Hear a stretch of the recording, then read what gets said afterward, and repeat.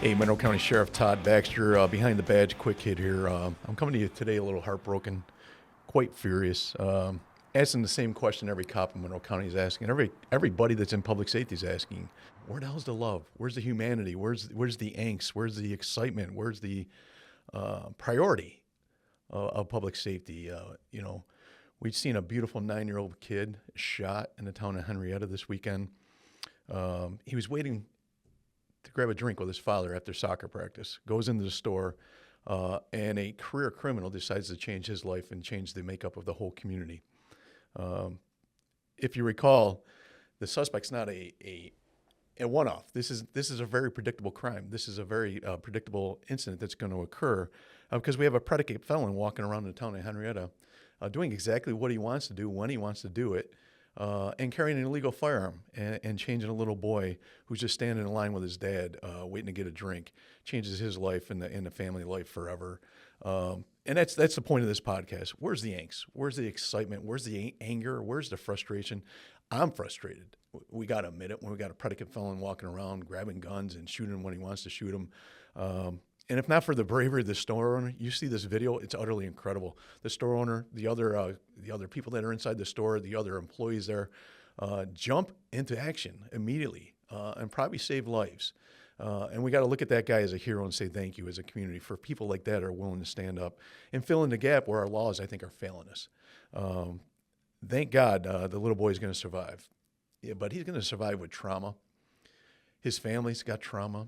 His school district's got trauma now. His siblings, his aunts, his uncles, his mom describing on the news. You know, no one ever expects to receive a phone call like this that your boy's been shot in the chest. And if that doesn't piss you off, I don't know what does. And again, we got a predicate felon. The problem is we got a guy that's been arrested 7 times. He's known to every B zone deputy. We get calls on him continuously. And I'm going to hold back, I'm reserving a bit because we want to prosecute this case and I don't want to taint the case. But we do know by public record, he's been convicted of 2 felonies. He's failed to appear in court before.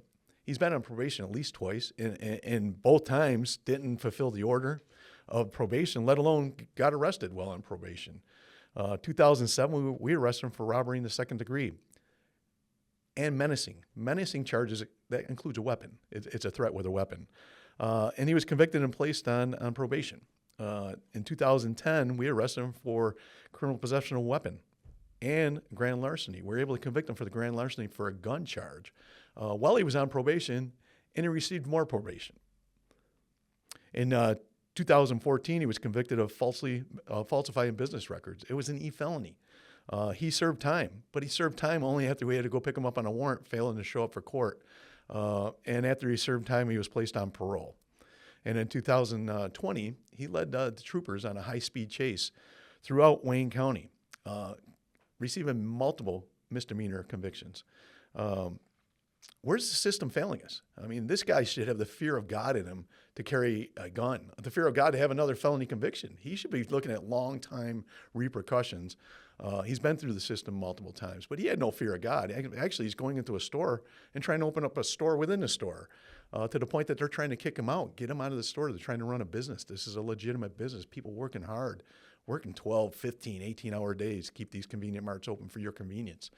And with that, you got a guy walking in, brazen enough to cause a customer problem with an illegal firearm on him. That's a broken system, and we need to look at that.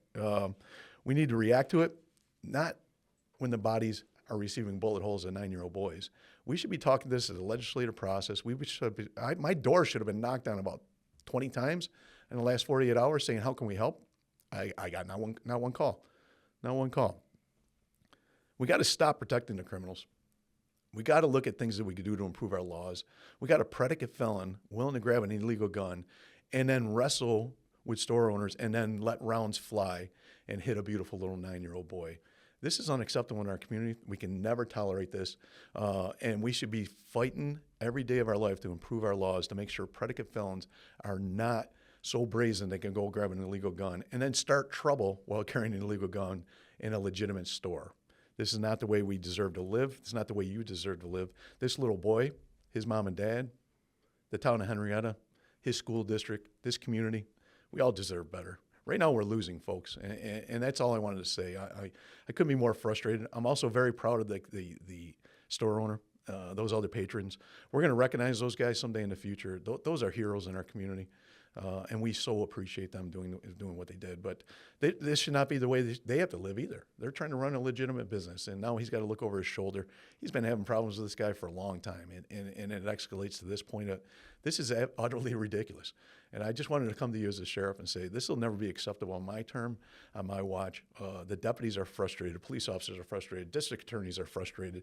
You see what's going on in Albany right now, just trying to fix discovery.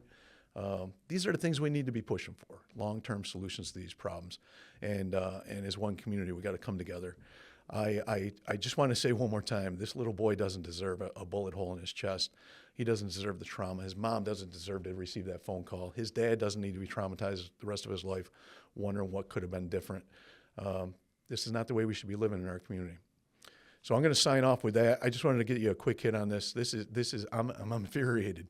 I'm totally annoyed that I haven't got 1,000 phone calls right now saying, how can we help? How can we prevent this in the future?